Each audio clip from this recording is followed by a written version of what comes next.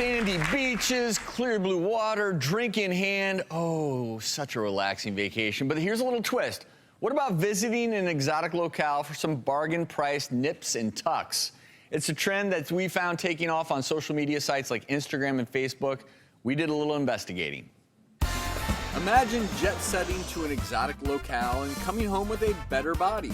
All over Instagram, Facebook, and the internet, we found cosmetic surgery tour groups, all-inclusive Medi vacations, and even plastic surgery coaches who will come pick you up at your door and drive you across the border to Mexico to get work done for half the cost you might pay in the United States.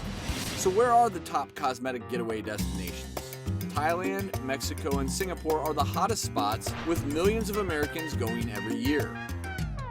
But buyer beware. According to the Mexican Association of Plastic, Reconstructive, and Aesthetic Surgeons, there are about 20,000 fake plastic surgeons practicing in Mexico. And there's even fake medical schools illegally teaching students how to perform surgery. So would you take the risk to get the body of your dreams? And what happens when you touch down back home from surgery to reality? This is a little frightening. It is, and it's going on every day. I see it in my office. In fact, just this week, I had to revise a case that was done in Mexico. Lips, they injected silicone, which is not legal to do in this country, injected silicone into the lips that caused a reaction, and actually had to remove part of the lip to get that silicone out. And there are some great plastic surgeons Absolutely. in Mexico that are well-trained, know what they're doing, and have great facilities.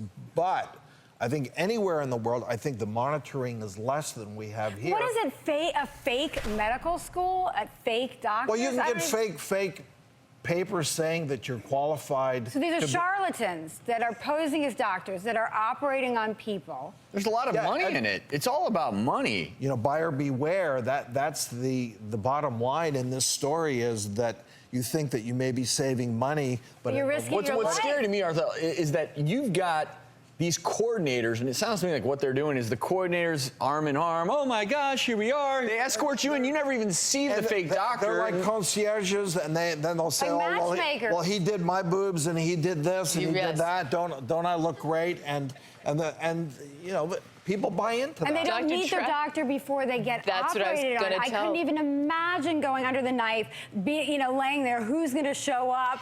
Not to mention, what if you're on the table? There could be complications. You could bleed out. You could go into cardiac arrest. I mean, who's there to fix that? So medical tourism is a common phenomenon now, and there are certain instances where you're getting a definite reduction in cost, and in some cases, look, there are some medical tourism places where you're still getting a great outcome. And it's not just for plastic surgery.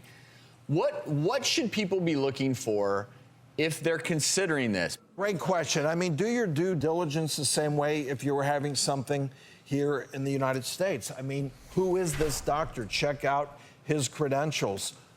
Where is it being done? Is it an accredited hospital or surgery center where you know that all of the safety checkpoints are in place for you? Maybe speak to somebody else that's been there and gone through a similar experience. But Doc, what if you can't find the resources to check off those lists that you just told us? Make sure there's this, make sure there's that.